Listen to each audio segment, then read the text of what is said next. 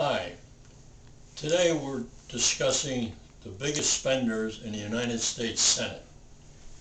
Everyone we'll talk about here today has not only received a failing grade from the watchdog group Citizens Against Government Waste, but has received a miserable grade, some even zero, which means they voted against taxpayers 100% of the time if they had a zero score. Others are 12, 7, 4, 14, and so forth. Last segment, we discussed 4 states: Alaska, Lisa Murkowski; Arkansas, Blanche Lincoln; California, Barbara Boxer; Colorado, Michael Bennet. These are all the biggest spenders who work against taxpayers to spend your money. Today we're going to discuss Connecticut, Delaware, Florida, Nevada, New York, and Pennsylvania. Now, some of these people do not have a score from Citizens Against Government Waste, but they've replaced the biggest spenders either for being driven out of office, as the case with Christopher Dodd in Connecticut. He was involved in so many scandals, the party forced him to retire, the Democratic Party, and he was replaced by, his seat is being sought by Richard Blumenthal. All right, but so he doesn't have a score, but Blumenthal will be, but Christopher Dodd's last score was 13, and Richard Blumenthal will be just as big a spender and do whatever the leader of the party tells him to do. So, all right, so that's Connecticut, big spender that we want to vote against, if you want the big spenders out, that is Richard Blumenthal. In Delaware, you have Chris Coons. He's going to replace, or trying to replace, somebody named Kaufman, who had a score of 12, and replaced Senator Joe Biden when he became vice president.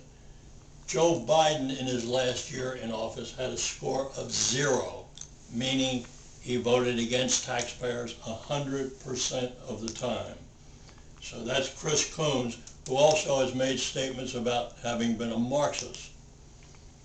In Florida, you have another rhino traitor, Charlie Crist, who's the present governor, giving that up to run for the Senate seat.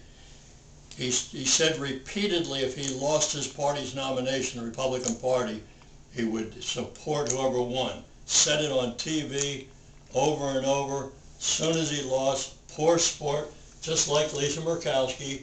She lost the same way. Now she's running as a write-in. Charlie Crist is running as an independent. And he's been a big spender.